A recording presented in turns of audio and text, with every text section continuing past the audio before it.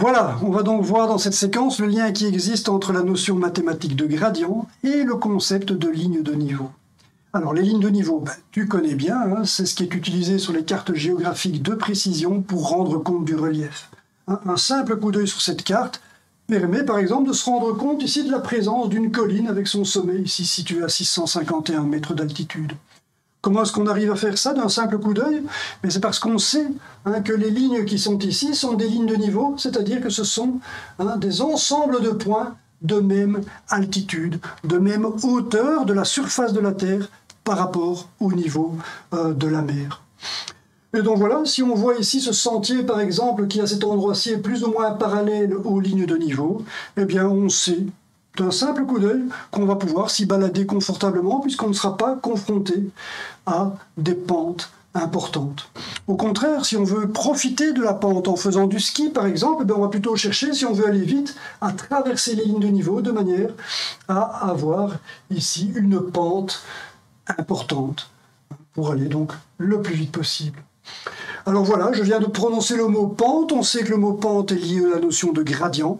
Tu peux bien t'imaginer qu'il y a un lien évident entre la notion de gradient et la notion de ligne de niveau. C'est ce qu'on va donc découvrir ici.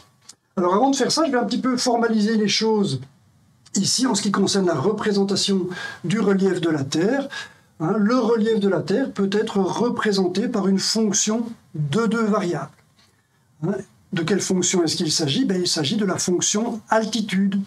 En chaque point ici, que je vais repérer grâce aux coordonnées de longitude et de latitude, en chaque point, j'ai une hauteur différente. C'est ce qui va forcément donner le relief. Ça va donc être représenté par une fonction de deux variables, h de xy. H pour hauteur par rapport au niveau de la mer, et xy, tout simplement dire, parce que tout ça pour exprimer tout simplement que h, la hauteur, va dépendre de la position à laquelle on se trouve. Et la notion de ligne de niveau, maintenant, peut être formalisée tout simplement en disant que la ligne de niveau qui est ici, c'est tout simplement l'ensemble des points pour lesquels la hauteur a une certaine valeur constante, identique pour tous les points de cette ligne. Par exemple, la ligne plus épaisse qui est dessinée ici à côté, on voit qu'elle correspond, ici c'est indiqué sur la carte, à une hauteur de 550 mètres. C'est la valeur de la constante à mettre ici pour cette ligne plus épaisse qui est là.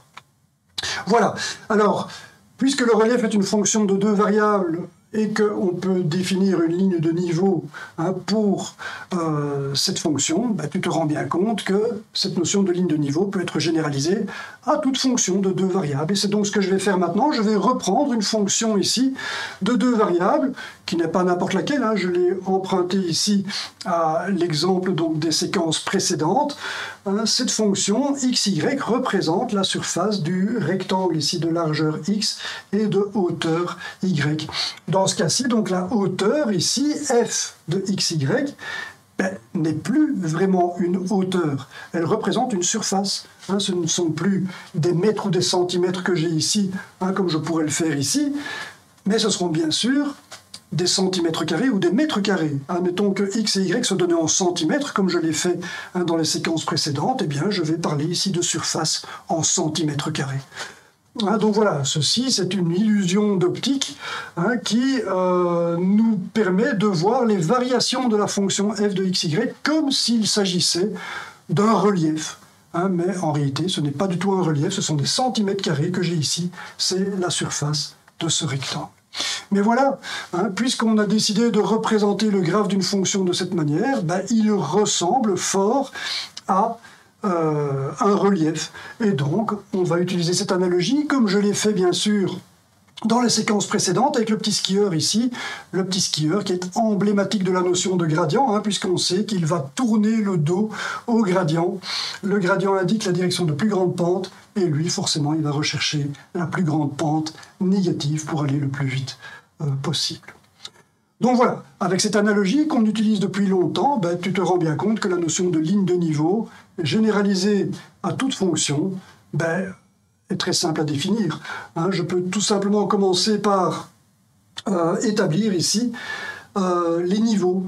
J'ai ici une courbe qui est obtenu par une coupe ici à f de xy constante. Donc je prends un niveau de f de xy ici, qui correspond donc à une coupe d'un plan qui est à la hauteur de la constante ici, et je vais donc couper le graphe en formant cette courbe-là. Les 4 courbes qui sont ici correspondent à des hauteurs bien précises qui valent 2, 4, 6, 8. N'oublie pas, ce ne sont pas des hauteurs, j'utilise le mot hauteur dans le cadre de l'analogie, mais il s'agit bien de centimètres carrés. C'est une fonction ici qui représente des centimètres carrés. Ça pourrait encore être autre chose. La fonction f ici pourrait représenter la distribution de température dans le plan. À ce moment-là, on aura ici des Celsius ou des Kelvin. Voilà. Voilà, donc j'ai ici les courbes de niveau. Ce sont les courbes qu'on va suivre ici pour, dans l'analogie en tout cas, se déplacer sans être confronté à la moindre pente.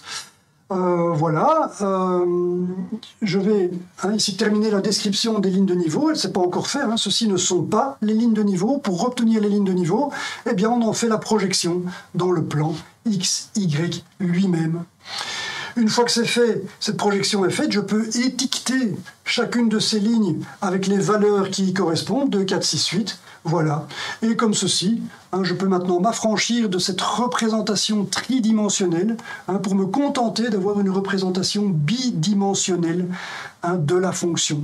J'obtiens ici ce qu'on peut appeler le graphe de la fonction sous forme de lignes de niveau. Exactement comme on l'a fait ici. Ici aussi, j'ai une étiquette, comme tu vois ici, 550 me permet de savoir que je suis à la valeur de 550 mètres d'altitude. C'est la même chose ici, et donc cette représentation est très confortable pour me rendre compte des variations de la fonction f. Je sais qu'ici autour, la fonction vaut plus ou moins 2, là je vois qu'elle vaut 4, là 6, je vois donc clairement que la fonction augmente. Je peux reconstituer l'allure du graphe tridimensionnel tel qu'on l'avait représenté.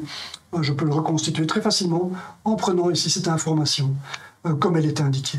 Alors bien sûr, je n'ai plus besoin de cette perspective.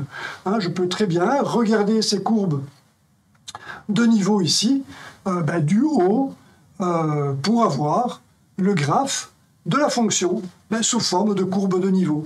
On voit ici qu'en plus, on a mis un niveau de couleur différent en fonction de la valeur de f, xy, f de xy.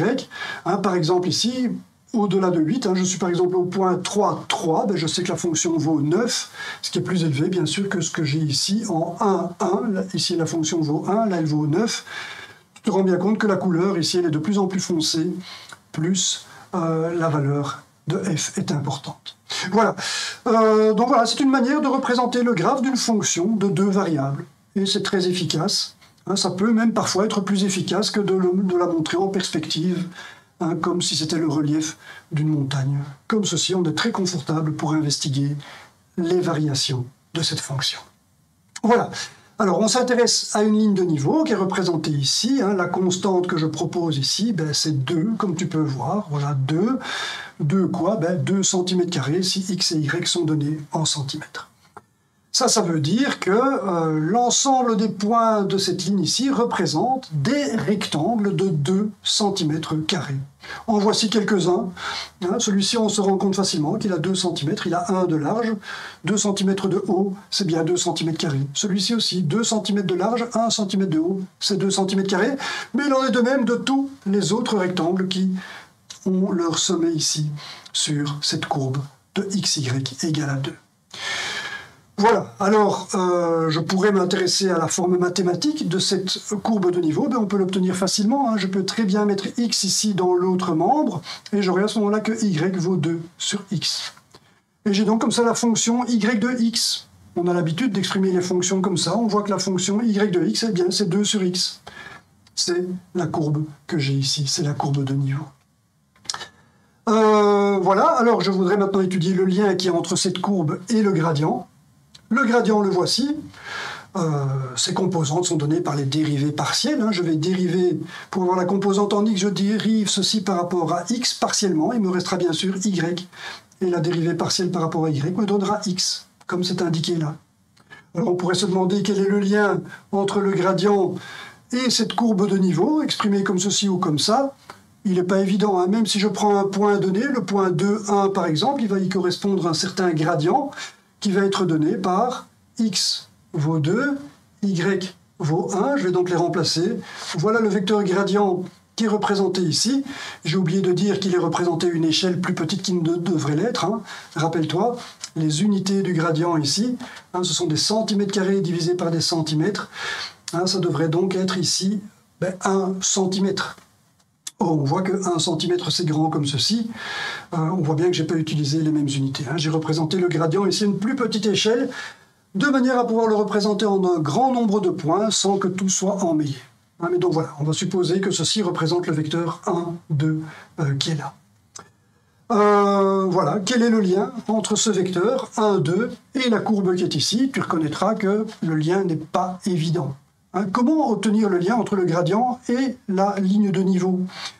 Bien sûr, en exprimant le gradient pour ce qu'il est. Hein, on sait bien que le gradient est un outil mathématique qui va donner une information sur les variations de la fonction.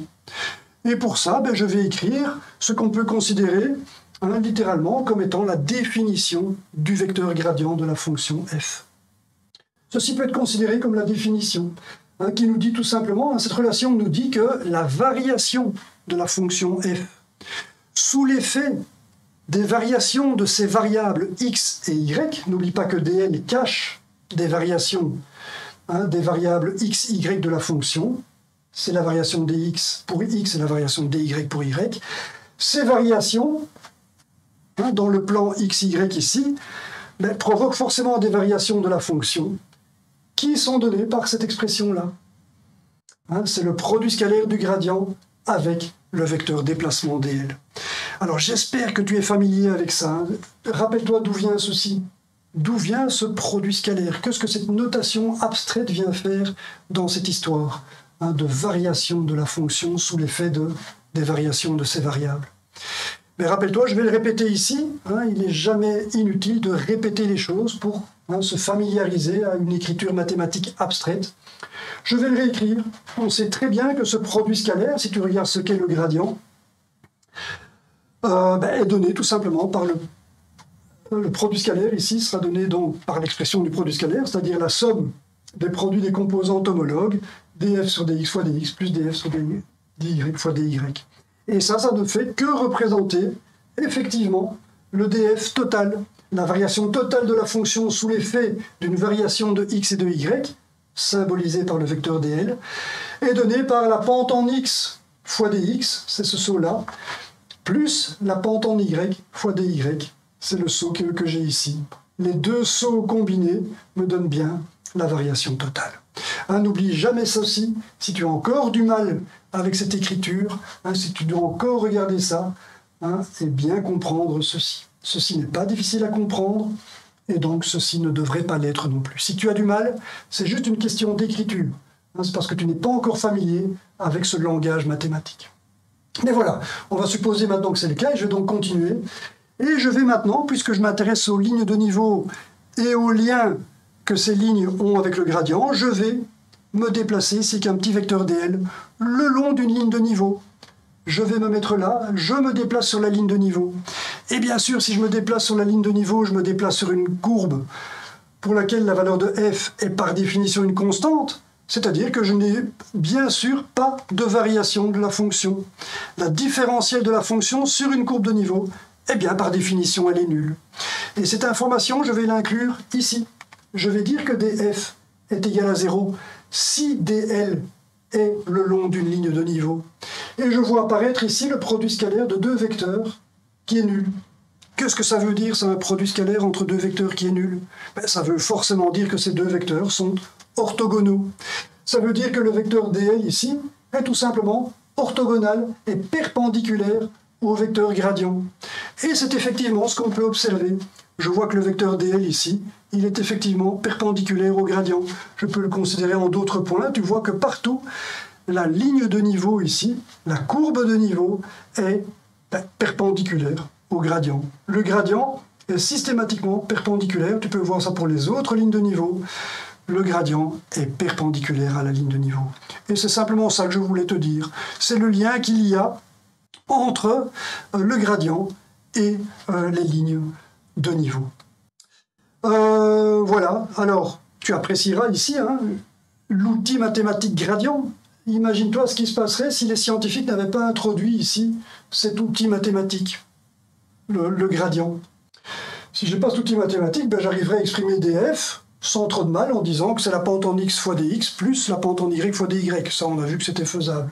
On va dire que c'est égal à 0. Et qu'est-ce qu'on aurait pu tirer comme information de ça? Tu es d'accord qu'il n'est pas du tout évident, à partir de là, de tirer cette information-là. Il est bien plus pratique d'utiliser le formalisme vectoriel tel que proposé par les scientifiques pour représenter les variations d'une fonction de plusieurs variables. Voilà, et ce côté élégant, à la fois élégant et extrêmement efficace des mathématiques, ben on l'a déjà rencontré bien sûr avec la notion de dérivée directionnelle. La dérivée directionnelle qu'on obtient simplement en prenant ceci, la définition du gradient, et en la divisant membre à membre par le module du vecteur dl, voilà qui est fait ici. dl sur son module, ben c'est le vecteur unitaire dans la direction du déplacement. Ceci, ben, on l'a déjà interprété de manière extrêmement efficace puisqu'on a pris ici l'interprétation géométrique du produit scalaire. On sait bien que ce produit scalaire est donné par le module du gradient fois le cosinus de l'angle entre le gradient et le vecteur déplacement. Le vecteur unitaire donc du déplacement ici, qui a la direction du déplacement, c'est l'angle θ qu'on voit entre eux. Et c'est donc bien ici la pente, la dérivée directionnelle qu'on va voir ici comme étant tout simplement la projection orthogonale du gradient sur la direction du déplacement. C'est la signification de ceci. Gradient f fois le cosinus de θ me donne ici la pente qui est représentée par le segment rouge qui apparaît ici. Et bien sûr, à partir de là, on a pu constater que quand θ vaut 0, ben on a la plus grande variation, on a la direction de plus grande variation. Mais maintenant, on va faire le contraire, on va rechercher la situation ici. On va rechercher l'angle pour lequel on n'a plus de variation du tout. Et pour ça, ben on voit qu'il suffit d'augmenter θ. Si j'augmente θ, ben la projection orthogonale ici, elle va diminuer forcément. Tu vois qu'elle diminue. Plus θ est grand, plus cette projection diminue. Jusqu'à arriver forcément à 0 quand θ vaudra pi sur 2, bien entendu. Quand le déplacement dl sera orthogonal au gradient, j'aurai tout simplement une pente, c'est-à-dire une dérivée directionnelle qui sera nulle. Et c'est forcément pas une surprise. On pouvait le savoir dès cette ligne-là, puisqu'on voit que quand dl est perpendiculaire au gradient, on obtient 0. df est donc nul sur une ligne de contour, sur une ligne de niveau, et on voit que ce sera une chose ici pour la pente. Bien sûr, si df est nul, la pente est nulle de manière évidente. Voilà, et donc ici, on sait que toute ligne de niveau va passer ici, en ce point, sera perpendiculaire au gradient en ce point. Voilà, on n'a pas le choix. dl sera bien perpendiculaire au gradient si df est nul. Si df est nul, dl sera perpendiculaire au gradient. Et ceci sera vrai en tout point. Si je me déplace par là, ça veut dire que le petit vecteur dl ici, en produit scalaire avec df, me donnera 0, parce que je suis perpendiculaire. Si ça me donne 0, ça veut dire que je suis par définition sur une ligne de niveau. Donc voilà, ça devient une évidence. Le gradient est un champ vectoriel qui sera partout perpendiculaire aux lignes de niveau. Voilà, alors ça je peux le mettre en évidence à partir de la notion de ligne de champ. La notion de ligne de champ, je considère ici le gradient comme un champ vectoriel, ce qui est bien le cas, et je représente les lignes ici qui sont partout parallèles au champ gradient. Tu peux voir, pour les gradients qui sont représentés ici proches de la ligne, tu vois que la ligne est partout parallèle au champ gradient, quel que soit le point. Voilà, ici tu vois que le gradient, il est parallèle à la ligne. Je peux dire ça autrement, je peux dire que si je trace le vecteur gradient sur une ligne de champ, eh bien le vecteur gradient sera toujours tangent à cette ligne. Voilà, donc on obtient comme ça une représentation alternative des variations de la fonction f. On a les lignes de niveau ici, les lignes de niveau qui, dans l'analogie, seront les lignes qu'on va suivre en montagne pour ne pas être confronté à la moindre pente. Et on a les lignes ici de champ qui, elles, au contraire, sont les lignes qu'on va emprunter si on veut la plus grande pente. C'est le cas de ce skieur. On sait bien que le gradient, que la direction ici du gradient indique la direction de plus grande pente. C'est quand le déplacement se fait dans la direction du gradient, c'est-à-dire quand θ égale à 0, qu'on a la dérivée directionnelle la plus grande. C'est à ce moment-là qu'on va optimiser les variations de la fonction. On l'avait vu clairement quand il s'agissait d'optimiser la surface d'un rectangle. On savait que le rectangle représenté par un point ici augmentera le plus vite dans la direction du gradient. Voilà. Voilà, donc j'ai retiré ici le champ gradient lui-même. On pourrait croire qu'on a perdu de l'information, puisque maintenant les lignes de champ ne donnent que la direction du gradient, mais ne donnent plus le module. Ici, je ne vois pas que le module était tout petit, et qu'ici, il était beaucoup plus grand. Mais ce n'est pas très important, en fait. Je peux m'affranchir du gradient ici, parce que j'ai une autre information qui est celle des lignes de niveau. Tu constates ici que le passage de là à là se fait sur une plus petite distance que de là à là. Or, le saut, la variation de la fonction est la même. Je passe de 6 à 4. Je perds donc 2 unités ici pour la fonction f. Ici aussi, je perds 2 unités. Mais je perds 2 unités sur une distance qui est plus grande que là. Or, si j'ai ici une variation de la fonction sur une distance qui est plus grande, la même variation de la fonction ici sur une distance qui est plus grande, ce qui est bien le cas ici, par rapport à là, tu vois bien que la pente sera plus petite. Et c'est comme ça qu'on sait intuitivement que quand les lignes de niveau sont plus espacées, on sait bien que la pente sera plus faible. Et on n'a pas besoin de représenter le champ gradient pour avoir une idée de la valeur de la pente. C'est pourquoi les cartes géographiques qui rendent compte du relief n'utilisent pas la notion de ligne de champ ou de gradient. On peut tout de suite l'appréhender grâce à cette notion de ligne de niveau. Voilà, par exemple ici on voit que les lignes de niveau sont bien espacées, on sait que la pente sera faible et qu'on pourra s'y promener confortablement. Au contraire ici, on voit qu'elles sont bien rapprochées les lignes de niveau et on sait bien que c'est là qu'il faudra aller si on veut s'amuser sur ses skis. Voilà, c'est ici que se termine cette petite séquence donc consacrée au lien entre le gradient et les lignes de niveau. J'espère que c'était clair. On a maintenant donc vu 2 situations. La première qu'on a vue, c'était dans le cadre d'un problème d'optimisation. On a vu que pour optimiser les variations d'une fonction de plusieurs variables, il fallait suivre la direction du gradient. Au contraire, aujourd'hui, on a vu que pour annuler toute variation de la fonction, il faut se déplacer perpendiculairement au gradient. Et bien sûr, il y a toutes les situations intermédiaires, et ça, je les réserve pour la séquence suivante. La prochaine séquence sera consacrée à une généralisation de ce qu'on a vu aujourd'hui. Qu'est-ce qui se passe en montagne, par exemple, si on veut monter malgré tout, mais sans être confronté à la pente la plus grande donnée par la direction du gradient. Tu as déjà fait une balade en montagne, tu sais que si tu ne veux pas être confronté à la pente la plus grande, tu vas prendre un angle par rapport à la direction de plus grande pente. Si tu prends un angle donné ici, est-ce que tu sais avec quelle pente tu vas monter? La réponse n'est pas évidente, tu es d'accord? C'est l'objet de cette prochaine séquence. Et tu verras que je vais introduire là un petit outil, une petite méthode d'interprétation graphique du gradient qui te rendra véritablement expert de cette notion de gradient. Donc voilà, je te donne rendez-vous pour cette séquence et te dis donc à très bientôt et surtout un grand merci pour ton attention.